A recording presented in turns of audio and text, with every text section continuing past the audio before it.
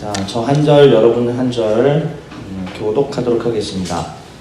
11째 해 첫째 달 7째 날에 여호와의 말씀이 내게 임하여 이르시되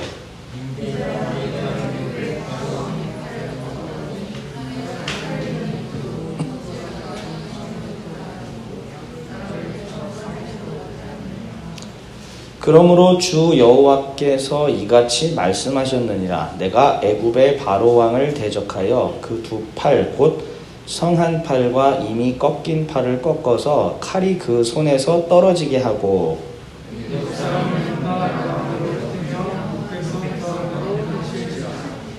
내가 바벨론 왕의 팔을 견고하게 하고 내 칼을 그 손에 넘겨주려니와 내가 바로의 팔을 꺾으리니 그가 바벨론 왕 앞에서 고통하기를 죽게 상한 자의 고통하듯 하리라. 내가 바벨론 왕의 팔을 길어주고 바로의 팔을 내어줄 것이다. 내가 칼을 바벨론 왕의 손에 넘기고 그를 너는 시게 하리니 내가 여호와인지를 그에게 알리라. 자, 26절 같이 읽겠습니다. 내가 애굽 사람을 나라들 가운데로 흩으며 백성들 가운데로 해치리니 내가 여호와인 줄을 그들이 알리라. 아멘. 일단은 오늘 제목 한 번만 읽어보겠습니다. 시작. 예. 오늘 말씀 전하기 전에 지금 담임 목사님께서 그 성경적 예배론이라는 주제로 지금 7주째, 오늘까지 7주째 말씀을 하셨어요.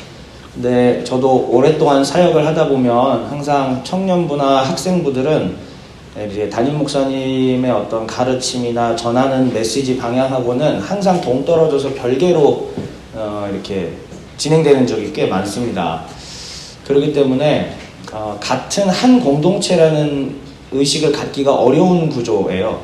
보통 교회들이 좀 그렇습니다. 그렇기 때문에 청년부나 중고등부 사역자는 의무적으로 담임 목사님께서 강조하시려고 하는 그 메시지들을 중고등부나 청년부들에게 전달을 해줘야 될 의무가 있다라고 저는 이제 생각을 하는데, 오늘 사실 거의 총정리판이었다라고 생각이 돼요. 그동안 해오셨던 모든 것들을 다음 주가 제 8번째 시간일지는 모르겠지만 오늘 굉장히 많은 것들을 여태까지 쭉 해오셨던 것들을 다 정리하면서 비교적 강력한 이야기들을 하셨는데, 일단은 저는 여러분들이 예배당에 와주는 것만으로도 감사하고 예배드리러 와주시는 것만으로도 고맙지만은 그래도 중대한 말씀을 하셨기 때문에 조금 이제 전달을 해볼게요. 그게 뭐였냐면은 그렇게 엄청난 이야기를 하실 줄은 몰랐어요. 일단 요 얘기 먼저 하고 오늘 준비된 말씀 할게요. 그게 뭐였냐면은 지금 이대로 이러한 방식으로 계속되면은 하나님께서는 우리의 예배를 앞으로 계속, 여태까지도 안 받으셨고 앞으로도 안 받으실 거다.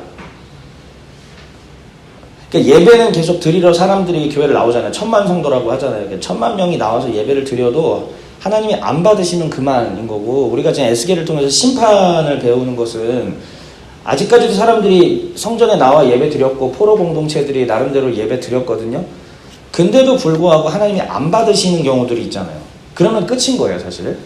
근데 오늘 이야기하는 건데 제가 심장이 두근두근 떨릴 정도로 너무 중대한 말씀을 하셔서 이게 이런 거예요. 여러분 다 암송하는 아마 거의 유명한 말씀일 겁니다. 하나님이 예배하는 자는 뭐와 뭐로 예배드려라? 요한복음 말씀?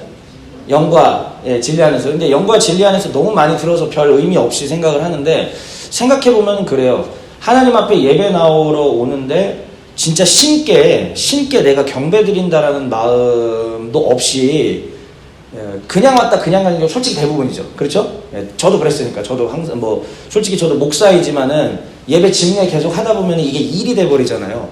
그러니까 일이 돼버리는 순간 저도 그냥 일상적인 제 일이 돼버리니까는 심게 이거를 드려야 된다는 의식이 희박해질 때가 있어요, 사실. 그렇기 때문에 여러분들이 예배드려 나올 때 사실은 습관적으로 어릴 때부터 왔으니까 별 생각 없이 오는 거 다 이해를 하긴 합니다만, 근데 오늘 중대한 얘기를 하셨어요. 열린교회 김남준 목사님 이야기, 책에서 나온 얘기도 예시를 드시면서 그렇게 되면 사실 신성모독이다라는 얘기까지 하시더라고요. 근데 제가 너무 찔리는 거예요. 나는 솔직히 내가 찔렸어. 그게요. 나 목사인데, 그리고 하나님 앞에 예배 드린다는 예배자라고 하고 예배에 대한 강의도 하고 사람들한테 막 그랬던 사람인데, 한편으로는 내가 이게 하나님께 신성모독했던 적들이 제법 많이 되는구나, 이런 생각이 들더라고요. 그 목사님께서 얘기하셨던 예시들이 이거예요. 죄송해요 여러분, 지각 잘하는 거 아는데 정말 죄송합니다.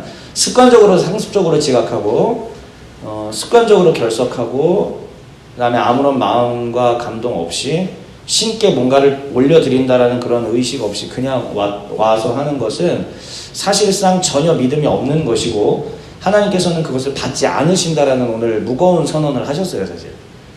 근데 저는 이 선언을 우리 담임 목사님의 꼴을 먹고 있는 여러분들한테 전달을 해주는 게 저는 의무라고 생각을 합니다. 그래서 지금 이 7주 동안의 성경적 예배론에 대해서 쭉 해오고 계신데, 제가 4주차 6주차 거 한번 들어보시라고 얘기했죠. 아무도 안 들어봤겠지만, 근데 진짜로 들어보시면 진짜 우리가 생각해야 될 만한 중대한 얘기들을 계속 지금 해주고 계세요. 그래서 오늘 제가 약간 요약을 좀 해서 전달을 해드렸습니다. 절대 여러분들 정죄하는 게 아니고 있는 모습 그대로 나오세요. 그런데 한 번쯤은 내가 하나님께 드리는 예배가 진짜 신께 드리는 건지 아니면 친교하러 온 건지, 그걸 한번 생각해 봤으면 좋겠습니다. 또 하나, 지금 갑자기 또 생각났네요. 예배 드리러 나오는 거에 기대가 있는지, 예배 끝나고 다음 활동을 나가서 친구 만나거나 거기에 더 관심이 가 있으면 그것도 사실은 하나님께 드리는 예배가 아니다 라는 이야기들을 하셨는데, 전 전적으로 동의합니다. 근데 저도 그랬고, 저도 청년부 시절에 예배보다는 빨리 이 예배가 끝나고 토마토 PC방 가가지고 서든어택 할 생각. 예배는 딱 1시간 반 드리고 서든어택을 5시간씩 했으니까, 제 청년부 시절에. 김한기 대감님 왜 이렇게 웃으세요? 서든어택 하셨어요? 그러니까 저는 그랬거든요. 그러니까 사실 이해가 돼. 그러니까 이해가 되면서도 한편으로는 하나님께 드렸다기보다는 내가 굉장히 신성모독을 많이 했었구나, 이런 생각들을 좀 해봤습니다. 그래서 그 메시지를 전달해 드렸고요. 조금 무거운 얘기였지만 생각하시면서 오늘 누구의 팔에 안길 것인가 이야기를 좀 같이 해보도록 하겠습니다. 원래는 제가 여기 지금 들어가는 말 되게 개그 같은 거 준비했는데요. 이거 하나도 소용없을 것 같아요. 무거운 얘기를 시작해서 싹 다 빼고 그냥 본론으로 바로 넘어갈게요. 일단은 주의 팔에 안기세, 그 크신 팔에 안기세, 우리 맨날 부르는 찬송. 사실은 메시지는 선명합니다. 하나님 팔에 안기라는 이야기예요. 그런데 오늘 이 본문이 팔이라는 하나의 이미지로 대비를 해주고 있기 때문에 저는 오늘 이 이야기들을 좀 하려고 해요. 오늘의 단락은 어디였냐면, 지난 시간 제가 에돔에 대한 얘기를 했었잖아요. 오바리 얘기까지 하면서 25장부터 32장까지 열방 심판에 대한 이야기라고 제가 이야기를 했어요. 그 그림 한번 잠시 보겠습니다. 이게 열방 심판에 대한 이야기들이었었는데, 보시면 이거 한 번만 다시 열방 7개에다가 한번 소리내서 한번 같이 읽어주세요. 시작. 암몬, 모압, 에돔, 블레셋, 두로, 시돈, 애굽. 이렇게 돼 있습니다. 이 열방 심판 중에서 오늘은 이제 애굽에 대한 이야기를 할 건데, 이 열방 심판을 모든 것들을 요약을 해왔어요. 다음 그림 한번 보시면은, 보세요. 일단은 전부 다 어느 나라를 들어서 하나님이 심판하실 거다? 아니, 어느 나라를 들어서 이 나라들을 심판할 거다. 바벨론. 하나님께서 선택한 나라는 바벨론. 그러니까 하나님은 외세를 사용하십니다. 그러니까 하나님을 믿는 사람만 사용하시는 게 아니라 천지만물의 주관자이시기 때문에 하나님께서는 다른 나라, 하나님을 안 믿는 백성들도 쓰십니다. 사용하세요, 도구로. 그런데 이 7개의 민족들을 이 나라들을 전부 바벨론이라고 하는 한 나라에 의해서 망하게 하겠다는데, 여러분 보세요. 이 열방 심판받았던 이유들을 한번 보십시오. 암몬, 뭐를 기뻐했다? 유다가 패망하는 모습을 보고 아이고 기쁘다, 유다 망했네 이러면서 좋아해. 그래서 하나님이 심판하십니다. 둘째, 모압은요? 조롱했어요. 유다 패망을 조롱해. 에돔은 우리가 지난 시간에 살펴본 것처럼 유다를 공격하기까지 했고, 그들이 망하는 때에 제비 뽑기 하는데 너도 그냥 한패가 돼서 방관하고 있었다, 이렇게까지 얘기하셨죠. 블레셋 사람들은 어땠느냐? 유다를 미워하고 공격했고요. 두로 사람들은 어땠느냐? 이제 두로부터는 이제 급이 올라가요. 유다 패망을 조롱한 데 대해 더 나아가서 자기 자신들이 신이 됐다라고까지 했습니다. 시돈은 유다를 멸시했고요. 두로와 시돈은 한 세트입니다. 같이 붙어있는 한 번역의 나라고요. 그 다음에 오늘 이제 배울 다음 시간까지 애굽이고요. 희망의 메시지. 7월 마지막 주부터 희망의 메시지가 나옵니다. 이제 심판의 얘기는 어느 정도 종결이 되고 다음 주에부터는 하나님께서 미리 예고해드려요. 그러니까 말씀이 다 준비됐어요. 우리의 목자가 되셔서 우리를 찾으신다라는 이야기가 이제 나옵니다. 희망이 있어요. 다다음 주부터. 그런데 오늘과 다음 시간까지는 애굽, 마지막으로 이 열방 심판 중에서 애굽이란 나라를 하나님께서 어떻게 심판하시느냐, 그런 이야기들을 좀 하려고 해요. 애굽은요, 이제 스케일이 최고 스케일입니다. 교만하고 신이 되어버렸습니다. 신 중에 신이죠. 그래서 오늘 조금 재미없지만은 제가 이렇게 약간 TMI인 거 아시죠? 제가 too much information, too much talker입니다. 제가 애굽에 대한 역사를 좀 준비해봤어요. 힘드셔도 성경과 관련이 있으니까 좀 같이 이제 보도록 할 건데, 여러분, 이 앞서서 애굽에 대해서 성경이 뭐라고 표현하느냐면은 애굽을 이렇게 비유해요. 교만은 교만인데, 자, 두로라는 나라는 큰 배를 통해서 비유를 그림 언어로 표현을 해줬는데, 애굽은 뭘로 비유해 주느냐? 혹시 수요일 때 나와서 들으신 분, 뭐 기억나시는 분 계세요? 수요일 날 안 했나 제가? 새벽 예배 때 했구나. 죄송해요. 며칠 전에 새벽 기도회 때, 설교 때 제가 요 부분을 했네요. 악어로 비유해, 악어. 엄청나게 거대한 악어로 비유하면서 나일강을 완전히 차지하고 정복하고 있는 악어로 비유를 하고 있습니다. 악어 세죠. 물속에서는 뭐 이제 하마가 악어를 이기긴 하는데, 일단은 악어 하면 최고 센 생물 아닙니까? 그 강에서는. 그래서 애굽은 어마어마한 교만한 큰 악어다, 이런 식으로 비유를 하는데, 자, 그럴 수밖에 없었던 이유들을 한번 그림을 통해서 한번 살펴보겠습니다. 자, 이 강의 이름이 뭐예요? 예, 나일강입니다. 자, 상류가 어디예요? 자, 1, 2번. 어디가 상류예요? 여기가 1번, 여기가 2번. 몇 번에 어디가 상류예요? 여기가 상류입니다. 예, 나일강은 특이해요. 예, 그래서 이쪽이 상류고요. 그래서 저 지중해로 물이 이렇게 흘러 들어갑니다. 나일강 같은 경우는 소위 말하는 게임으로 따지자면요, 치트키예요. 농사를 짓는 데 있어서 이렇게 치트키가 있을 수는 없습니다. 매년마다 뭐 쇼미더머니 블랙시 뭐를 이렇게 치트키가 막 쳐져요. 자동으로 쳐져. 그래서 범람이 이쪽 상류에서 한번 일어나게 되면은 엄청난 부역토와 이런 것들이 쫙 해서, 여기가 어디, 우리 사회 시간에 중학교 때 배웠던 나일강 삼각주잖아요. 저 나일강 삼각주 유역에 그냥 다 쌓여요. 그래, 요 언저리도 마찬가지고. 그러면 여기 이 라인들은요, 그냥 가만히 있어도 농사 갖다 뿌리기만 하면은 매년마다 엄청난 비료를 그냥 한 것처럼 그냥 매년마다 그런 일이 벌어져요. 농사의 치트키입니다. 어마어마한 곳이죠. 자, 여기 또 보시면, 많이 봤죠? 이 트랜스포머에서도 이거 나오네. 네. 이게 아부신벨 신전이잖아요. 네, 아부신벨 있고. 그 다음에 이제 여기가 이 테베라는 도시를, 성경을 아시는 우리 기독교 신자라면 테베를 모르면 안 돼요. 오늘날은 여기를 룩소라는 도시로 불러요. 룩소르인데, 이 테베가 성경에서는 또 뭐라고 나오냐면은, 혹시 이런 거 기억하세요? 성경에서 보신 일 있나? 노아몬이라는 단어 성경에서 보신 적 있으세요?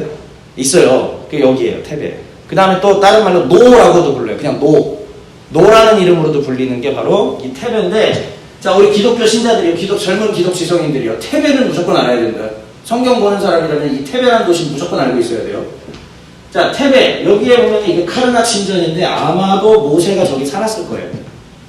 예, 아마도 모세가 저 왕궁에 살았을 거고, 저기 가면은 엄청난 뭐 그런 유적들이 숨어 있죠.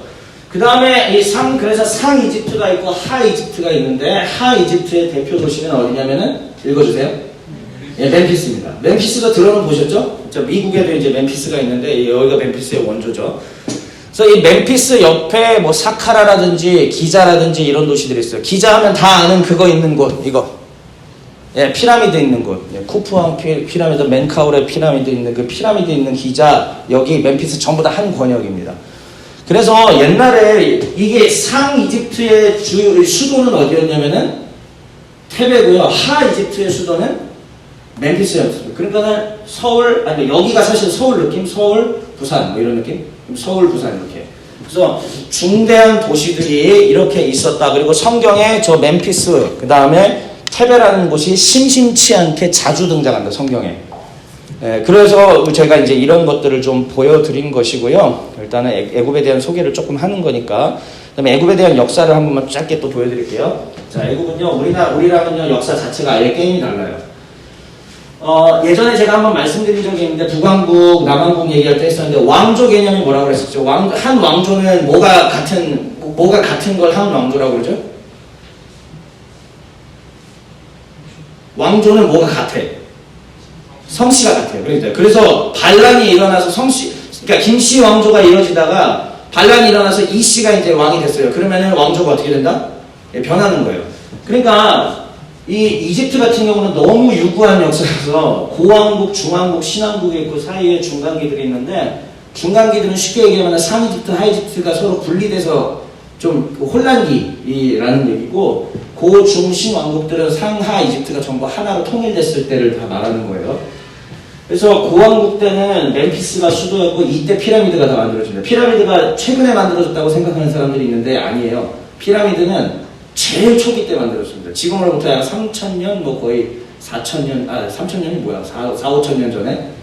거의 그때 만들어진 게 피라미드고요. 그 다음에 이제 중왕국, 신왕국의 수도는 상이집트의 수도였던 테베입니다. 다시요, 테베를 꼭 기억해 주셔야 돼요. 그래서 이런 왕조들이 있는데, 여러분 성경에서 딱 느낌을 딱 한번 찾아보세요. 성경에서 어느 왕국이 등장할 것 같아요, 성경에는. 성경과 가장 관련 있는 왕국은 1, 2, 3 중에서 어딜까요? 빨리 찍으세요. 1, 2, 3번 중에? 1. 1은 아마 아닐 것 같아요. 네. 아브라함 시대 때 잠깐 여기를 갔었던 적이 있던 것 같은데 그때도 좀 애매합니다. 아브라함은 요점 이렇게. 근데 맞아요. 근데 그건 아주 짧다니까 별 의미 없어요. 성경에 주로 나오는 데는 신왕국입니다.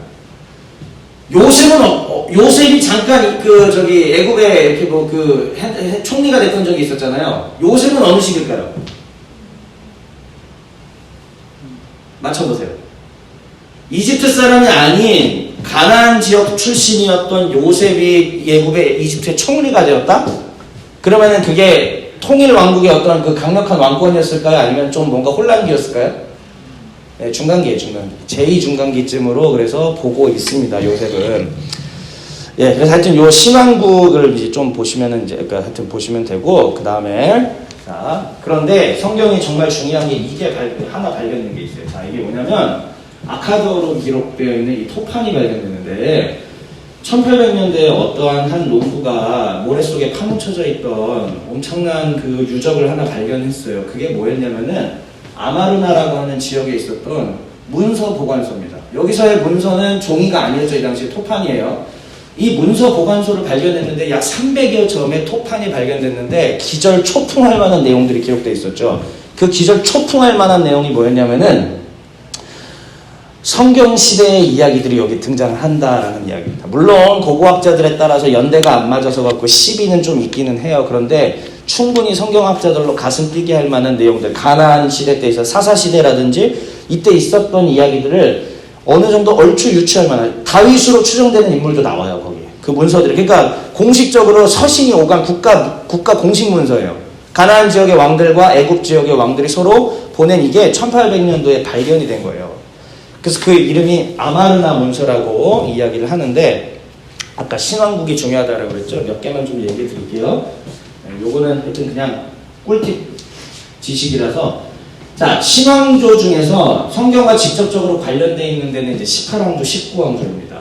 여러분들이 잘 알고 있는 람세스 2세 같은 경우는 19왕조이고요. 그래서 출애굽이 과연 18왕조 때 있었느냐, 19왕조 때 있었느냐 가지고 보수적인 신학자들과 진보적인 신학자들이 서로 건전한 토론들을 하고 있죠. 근데 일단 18왕조가 중요한 건데, 왜냐면은 이 18왕조 보시면, 자, 보세요.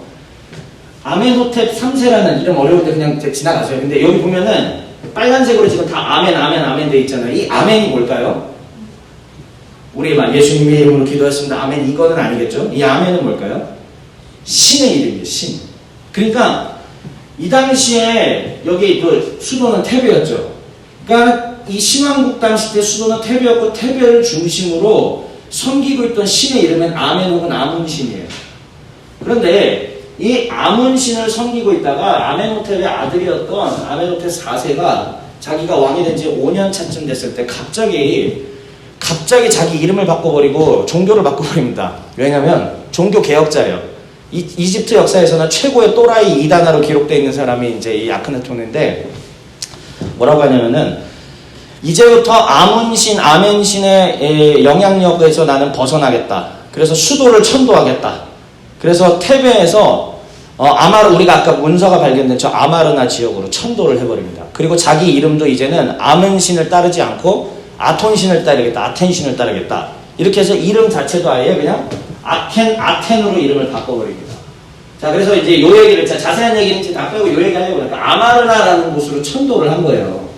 그래 놓고 공식 문서들이 여기에 문서 기록소를 다 보관해 놨고 있었어요. 그러니까 이 당시에 권력자들은 누구였냐면은 아멘신을 섬기던 사제 그룹들이, 그 종교 지도자들이 보통 권력을 가졌는데 얘 가만 놔둘 것 같아요?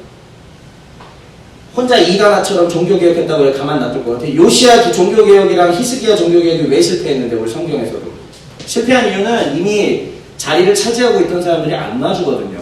그래서 이 개혁이 실패로 돌아갑니다. 그래서 이 아크나톤 죽은 다음에 다시 천도해버리고 아멘신을 섬기던 사제 그룹들이 차지를 하죠. 그리고 이 아크나톤의 아들이 우리가 이집트에서 제일 유명하게 알고 있는 투탕카멘이에요. 그래서 이름이 원래 투탕카멘이 아니라 투탕카톤입니다.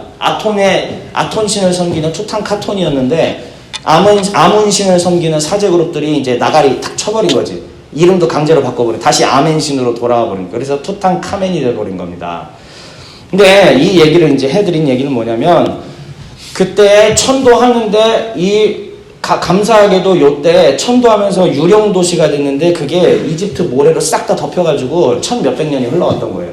그리고 2000년, 3000년 지난 거지. 그리고 나서 1800년도에 3000년의 세월을 넘어서서 우연히 발견이 되고 성경 시대 때 있었던 이야기들이 기록이 되었다라는 얘기입니다. 자, 그게 이런 얘기가 있어요. 여기가 지금 아마르나라는 건데, 바로 이 아마르나 문서가 발견됐잖아요. 여기에 한번 이 글씨 읽어보실래요? 소리내서 시작. 하비루라는 단어가 나와요.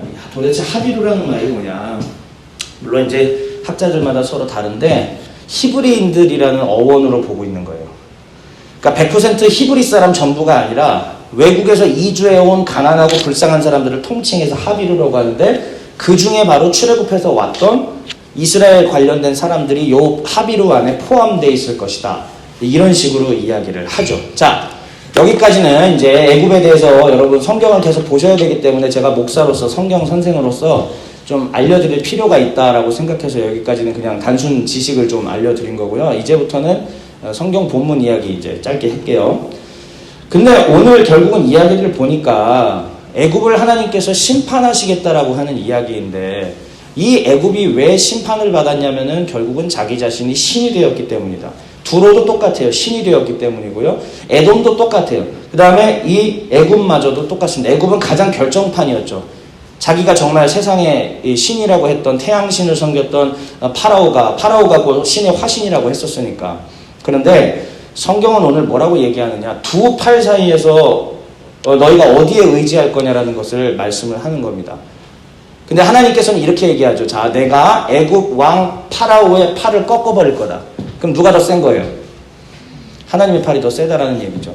우리는 이것을 되게 그냥 성경에 그냥 동화같이 신화같이 그냥 생각할지 몰라도 살아가면서 하나님의 힘과 하나님의 팔이 더 세다라는 것은 많이 경험하게 됩니다.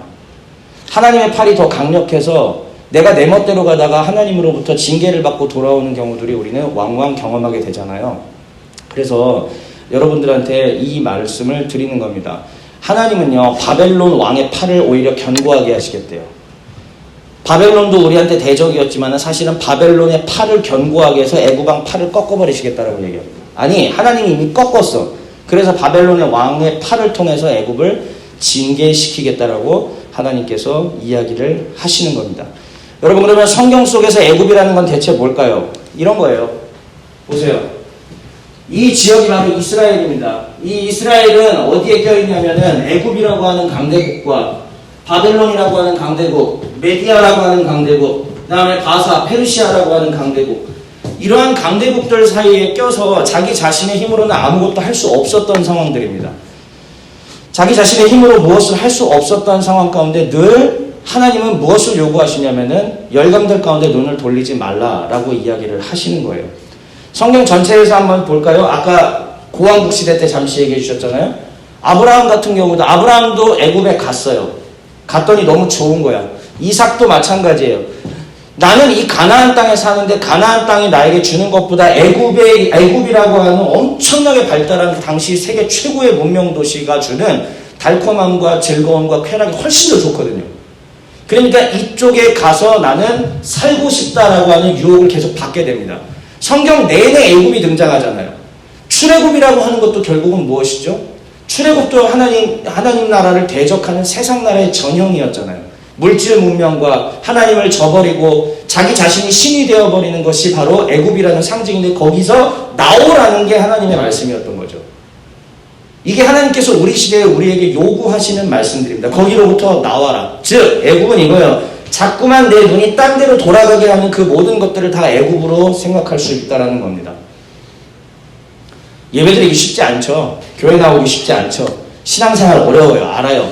성경 읽으라고 말씀 묵상하라고 맨날 앞에서 목사가 리더들이 얘기를 하지만 사실 어려운 거 잘 알고 있습니다. 그런데 그 어렵다고 해서 그걸 그대로 두면은 어떻게 되냐면은 그냥 인간의 셋업 자체가 인간의 이 원래 초기 디폴트 값이 뭐냐면 프로그래밍 될 때 디폴트 값이 인간은 뭐냐면 하나님을 섬기도록 되어 있는데 그때 코드에 오류가 왔어요. 그게 바로 이제 선악과 사건이죠. 오류가 왔기 때문에 그 다음부터의 디폴트 값이 재생성이 됐어요. 새로운 디폴트 값이 됐어요. 어떻게 되느냐? 그냥 가만히 놔두면 애굽의 길로 가게 되는 게 인간의 셋업으로 바뀐 거예요. 그러니까 지겹지만 힘들지만 하나님 말씀으로 교정받게 하고 애굽으로 눈이 돌아가는 것으로부터 눈을 돌려오게 하고 싫어. 이거 사실 좋은 거 아니에요. 유쾌하지 않아요. 근데 이것을 하지 않는 이상 신앙인으로 구원의 길로 갈 수는 없다. 가만히 놔둔다고 천국 길로 인도해 주진 않는다라는 게 기독교 성경이 우리에게 가르쳐 주는 거예요. 다시요. 가만히 놔둔다고 절대로 구원의 길로 가지 않아요. 가만히 놔두면 오히려 애굽의 길, 바벨론의 길, 다른 길로 간다. 이게 성경이 우리에게 가르쳐 주는 길입니다. 그러니까 지겹지만 교회 나오세요. 성경 읽읍시다. 예배 드립시다. 찬송합시다. 수련회 갑시다. 하는 이유가 거기에 있는 겁니다. 그렇게 해서라도 조금씩 말씀 배우고 성경 공부하는 자리 나오고 또 학습받고 세례받는 자리도 나오고 이런 식으로 조금이라도 해야 우리의 완악했던 마음과 애굽으로 눈이 돌아갔던 것들로부터 하나님께 돌아올 수 있게 되기 때문입니다. 일전에 이런 그림 보여드린 적 있었죠? 거의 에스겔 할 때 초창기였잖아요. 나라 망할 때예요. 요시야 왕이 죽은 이후로부터 이 나라가 망한 시드기야 왕 때 유다 마지막 왕입니다. 자, 색깔로 제가 표시했었잖아요. 그러니까 결국은 이 초록색의 이집트 라인을 따라갈 것이냐, 왕들하고 정치 세력들이 여기서 치열하게 왔다 갔다 해요. 바벨론을 따라갈 거냐, 여호와의 말씀을 따라갈 거냐, 거기서 누구의 팔에 안길 것이냐, 누구의 팔을 의지할 것이냐를 치열하게 고민했던 것들이 저들의 삶의 현장이었습니다. 그 중에 하나님의 계시를 받아서 올바른 말을 해줬던 소수의 사람들이 있었고 절대 다수의 사람들은 달콤하고 편한 길로 가자라고 이야기를 했죠. 그 결과가 뭐냐면 유다의 패망이었습니다. 여러분들 아시다시피 제가 이미 이 화면은 제가 벌써 오래전에 보여드렸잖아요. 결국은 시드기야, 여호야김 전부 다 끌려가서 죽임당했죠. 성경이 우리에게 가르쳐주는 것입니다. 이제 마지막 메시지입니다. 그래서 딱 어려운 말 다 쓰지 않을게요. 바벨론 왕의 팔 vs 벌스 바로의 팔. 근데 그걸 아셔야 됩니다. 바벨론 왕을 통해서 바로를 치지만 사실은 성경은 오늘 뭐라고 얘기했냐면 하나님이 꺾으셨다라고 얘기했어요. 하나님의 팔이에요. 결국은 이 성경 구절 한번 마지막으로 읽어볼까요? 이사야 59장입니다. 준비 시작. 주님의 손이 짧아서 구원하지 못하시는 것도 아니고 주님의 귀가 어두워서 듣지 못하시는 것도 아니다. 오직 너희 죄악이 너희와 너희의 하나님 사이를 갈라놓았고 너희의 죄 때문에 주님께서 너희에게서 얼굴을 돌리셔서 너희의 말을 듣지 않으실 뿐이다. 세번역 성경으로 좀 이해하기 쉽게 세번역 성경으로 들고 왔습니다. 주님의 손, 주님의 팔이 짧거나 약한 게 아니에요. 하나님의 손과 팔은요, 당장 애굽의 바로의 왕을 꺾으실 수도 있어요. 당장 하나님께서 우리 지금 현재 대한민국 한반도의 지정학적 그 상황 가운데 단번에 하나님께서는 대한민국을 급부상하게 하실 수도 있고 내리실 수도 있는 분입니다. 얼마든지 능력이 있으시죠. 당장 역사 개입이 가능하십니다. 전 믿어요, 그렇게. 그런데 성경은 우리에게 이걸 얘기합니다. 하나님의 손과 팔이 짧거나 늘 무능력해서 구원하지 않는 것도 아니고 개입 안 하시는 것도 아니고 하나님이 개입하실 수 없는 이유가 있다는 거죠. 아까 처음에 담임 목사님 이야기를 시작을 했잖아요. 그거예요. 그러니까 우리는 제대로 된 예배를 너무 오랜 세월 하나님 앞에 드리지 않아 왔다는 거. 오히려 신성모독적인 것들을 매주마다 반복하고 있었다는 거. 하나님께 진실되게 경배하는 모습들을 하지 않았다는 거. 물론 저는 무슬림 사람들이 예배 드리는 것도 봤고 다른 종교 예배 드리는 것도 봤어요. 우리는 상대적으로 좀 액션 자체가 좀 적죠. 그런데 뭐 무슬림도 좀 날라리 신앙인들도 있고 그런 거 많이 있어요. 사실은 그냥 다 형식적으로 알라를 섬기는 사람도 많이 있는 거 아는데 근데 아시다시피 그래도 무슬림들이 신앙생활할 때는 진짜예요. 삶의 전부 존재 방식 자체가 다 그거예요. 하루에 5번 아짠 이거 나오면은 5번씩 그 메카를 향하여 절하고 형식적으로 하는 사람들이 있지만 그래도 대다수는 아직도 진짜예요. 진짜 신앙입니다. 그러니까 신에 대한 경외감이 있어요. 근데 우리 기독교는 신에 대한 경외감이 너무 사라졌어요. 하나님에 대한 경외감. 하나님의 능력이 출중하신데, 우리는 하나님의 능력을 너무 이제 우습게 알고 있는 그런 경향도 좀 있는 것 같고요. 다시 정리합니다. 마지막이에요. 하나님의 손이 짧지 않습니다. 하나님의 팔이 약하지 않습니다. 무능력하지 않으세요. 능히 모든 것을 다 하실 수 있는 분입니다. 그러나 우리 삶 가운데 개입하지 아니하시고 두시는 것은 우리가 죄악으로 인해서 하나님과 아예 무관계가 돼버리지는 않았나. 하나님과 조금이라도 관계 있으면 수시로 말씀하시고 오히려 개입하시고 징계하시거든요. 근데 심판도 안 해요. 그냥 놔버리죠. 로마서 저한테 배우신 분들 그게 유기했다라는 얘기 배우셨었죠? 하나님 그냥 둬버리시는 거예요. 유기하는 거예요.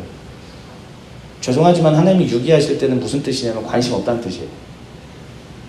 노 관심. 이제 난 너를 관심 없다. 그런데 하나님께서 사람들을 붙이셔서 교회로 이끌고 말씀 듣게 하고 좀 아프지만 심판의 메시지 듣게 한다. 아직 관심 있는 겁니다. 돌아오라는 것이. 돌아오면 언제든지 기회가 있고 언제든지 하나님께서 받아주시고 품어주실 것이다. 그런 이야기입니다. 자, 오늘 이제 말씀을 이렇게 정리를 했고요. 애굽에 대한 이야기 이제 오늘 첫 번째 거 다음 시간까지 이제 애굽 플러스 모든 열방 전체가 다 지하세계 지옥에 들어가 있는 이야기들을 다음 시간에 마지막으로 해서 애굽을 정리를 할 거고 그 다음 시간부터는 좀 하나님께서 그래도 우리에게 희망찬 메시지들을 주실 겁니다. 이 시간에 함께 잠시 같이 기도하도록 하겠습니다.